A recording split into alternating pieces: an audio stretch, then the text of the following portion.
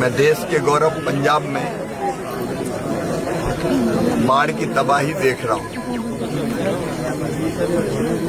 यहाँ सुल्तानपुर लोधी में रात में आ पाया हूँ और व्यास नदी के पानी के कारण यहाँ भी भारी तबाही हुई है। किसानों की फसलें डूबी हुई है। गन्ना हो, धान हो, बाकी फसलें हो, पानी के कारण पूरी बर्बाद हुई है। और यहाँ मुझे बताया कि 1 महीना से लगभग बन्ना के यहाँ ऊपर बैठे हुए हैं। संकट की इस घड़ी में हम अपने सभी पंजाब के भाई बहन जो बाढ़ से प्रभावित हैं उनके साथ खड़े हैं।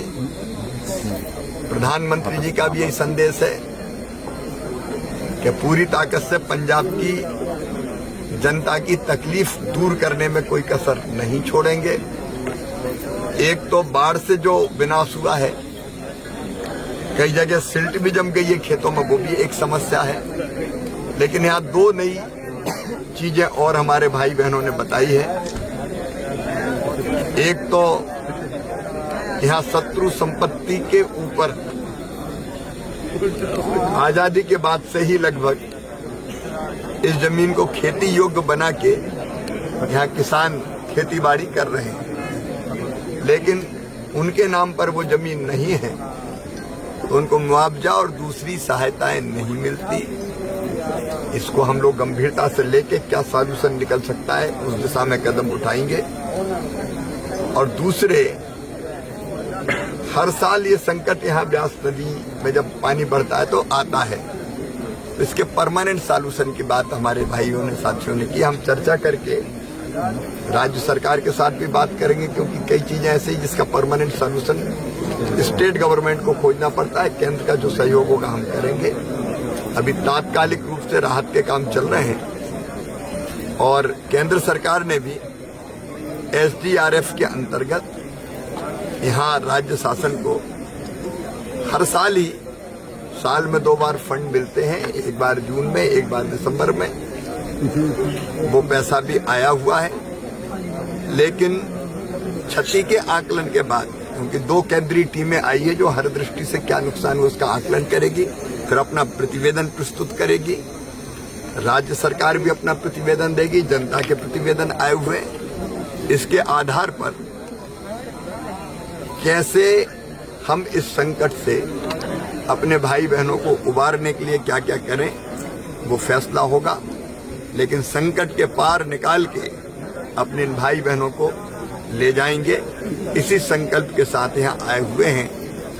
पंजाब तो वैसे भी कभी निराश होते ही नहीं है। चिंता ना करें, संकट से निकाल के बाहर ले जाएंगे। किसान डीसिल्टिंग की मांग कर रहे हैं। यहाँ पर जो दरिया ब्यास है काफी ऊपर जो बह रहा है, डीसिल्टिंग लंबे अरसे से नहीं हुई है, जिसके चलते अक्सर ही ये बांध टूटने की घटनाएं। दोनों तीनों चीज करनी पड़ेगी। एक तात्कालिक जो समस्या है उसका समाधान, एक लॉन्ग टर्म की प्लानिंग जिसमें डीसिल्टिंग, पक्का बंधा या और क्या उपाय हो सकते हैं। एक बार तात्कालिक जो समस्या उसका समाधान हो जाए, फिर जो लॉन्ग टर्म की समस्याओं के समाधान है उस पर विचार करके सरकारें ਇਦੋਂ ਬੜੀ ਪਹਿਲਾਂ ਦੁੱਖ ਦੀ ਘੜੀ ਨਹੀਂ ਤੇ ਅੱਜ ਦੇਸ਼ ਦੇ ਪ੍ਰਧਾਨ ਮੰਤਰੀ ਨਰਿੰਦਰ ਮੋਦੀ ਜੀ ਖਾਸ ਤੌਰ ਤੇ ਜਿਹੜੇ ਸਾਡੇ ਐਗਰੀਕਲਚਰ ਮਿਨਿਸਟਰ ਨੇ ਉਹਨਾਂ ਨੂੰ, ਸ਼ਿਵਰਾਜ ਚੌਹਾਨ ਸਾਹਿਬ ਜਿਹੜੇ ਚੀਫ ਮਿਨਿਸਟਰ ਵੀ ਰਹੇ ਤੇ ਕਿਸਾਨਾਂ ਨਾਲ ਗੱਲਬਾਤ ਵੀ ਉਹਨਾਂ ਦੀ ਹਮੇਸ਼ਾ ਹੁੰਦੀ ਰਹਿੰਦੀ ਆ ਤੇ ਪ੍ਰਧਾਨ ਮੰਤਰੀ ਜੀ ਨੇ ਆਪ ਇਹ ਕਹਿ ਕੇ ਇਹ ਟੀਮ ਸਾਨੂੰ ਭੇਜਿਆ ਏ। ਦੂਜੇ ਪਾਸੇ ਜਿਹੜੀ ਸੈਂਟਰ ਦੀ ਟੀਮ ਆ ਉਹ ਅਲੱਗ, ਅਸੀਂ ਇਕੱਠੇ ਹੀ ਸਵੇਰੇ ਦਿੱਲੀੋਂ ਪੰਜਾਬ ਨੂੰ ਆਏ ਆ।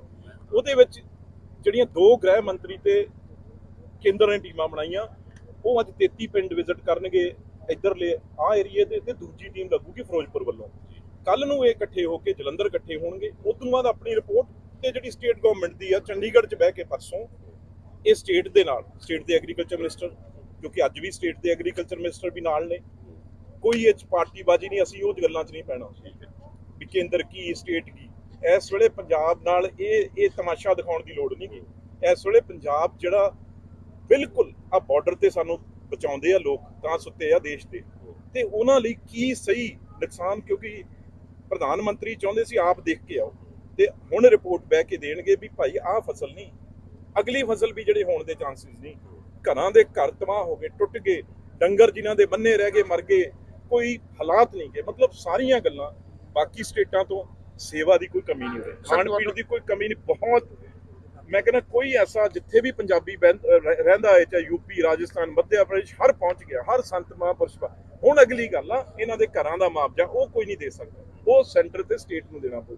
ਉਹਨਾਂ ਦਾ ਲੰਗਰਾਂ ਦਾ ਮੁਆਵਜ਼ਾ, ਜਿਹੜਾ ਫਸਲਾਂ ਦਾ ਮੁਆਵਜ਼ਾ, ਉਹ ਤਾਂ ਸੈਂਟਰ ਤੇ ਸਟੇਟ ਗਵਰਨਮੈਂਟ ਨੂੰ 11,000 ਕਰੋੜ ਰੁਪਈਆ, ਮੈਂ ਪਹਿਲਾਂ ਹੀ ਕਹਿ ਰਿਹਾ 11,000 ਕਰੋੜ ਰੁਪਈਆ ਕੇਂਦਰ ਦਾ ਸਟੇਟ ਕੋਲ ਪਿਆ ਹੈ।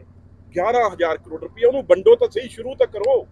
ਪਰ ਫਿਰ ਮੈਂ ਕਹਿੰਦਾ ਅੱਗੇ ਵੀ ਕੋਈ ਕਮੀ ਨਹੀਂ ਆਉਣ ਦਿੱਤੀ ਜਾਊ। ਇਸੇ ਕਰਕੇ ਪ੍ਰਧਾਨ ਮੰਤਰੀ ਜੀ ਨੇ ਅੱਜ ਆਪ ਕੱਲੇ ਖੇਤ ਚ ਉਤਰ ਕੇ ਅੱਗੇ ਹੁਣ ਅਸੀਂ ਕਿਹਾ ਵੀ ਟਰੈਕਟਰਾਂ ਤੇ ਲੈ ਕੇ ਚੱਲੋ, ਪਿੰਡਾਂ 'ਚ ਜਾ ਕੇ ਪਤਾ ਲੱਗੇ, ਕਿਸ਼ਤੀਆਂ 'ਚ ਜਾ ਕੇ, ਕਿਉਂਕਿ ਉਹ ਚੌਹਾਨ ਸਾਹਿਬ ਐਸੇ ਨੇ ਜਿਹੜੇ 3 ਵਾਰ ਸਭ ਤੋਂ ਵੱਡਾ ਸੂਬਾ ਮੱਧ ਪ੍ਰਦੇਸ਼ ਦੇ ਮੁੱਖ ਮੰਤਰੀ ਰਹੇ ਆ, ਤੇ ਲੋਕਾਂ ਨਾਲ ਜੁੜੇ ਹੋਏ ਆ, ਤੇ ਲੋਕਾਂ ਨੇ ਅੱਜ ਵਿਸ਼ਵਾਸ ਵੀ ਉਹਨਾਂ ਤੇ ਕੀਤਾ। ਸਭ ਨੇ ਕੱਲੇ ਨੇੜੇ ਹੋ ਕੇ ਉਹਨਾਂ 'ਚ, ਕਿਸੇ ਨੇ ਕੰਨ 'ਚ ਗੱਲ ਕੀਤੀ, ਕਿਸੇ ਨੇ ਓਪਨਲੀ ਕੀਤੀ, ਕਿਸੇ ਨੇ ਕਿਵੇਂ ਦੱਸਿਆ ਵੀ ਅਸੀਂ ਕਰਜ਼ੇ 'ਚ ਬਿੰਨੇ ਪਏ ਆ ਜੀ, ਕਿਵੇਂ ਚੱਲੂ ਕੰਮ, ਤੇ ਉਹਨਾਂ ਨੇ ਸਾਰਾ ਦੁੱਖ ਆ ਜਿਹੜਾ ਆਪਣੀ ਝੋਲੀ 'ਚ ਪਾਇਆ। ਗਵਰਨਰ ਸਾਹਿਬ ਕਹਿ ਕੇ ਕਿ ਹਰ ਸਾਲ ਅਸੀਂ ਰਾਹਤ ਫੰਡ ਦਿੰਦੇ ਆ, ਪੰਜਾਬ ਸਰਕਾਰ ਕੋਲ ਲਿਆ।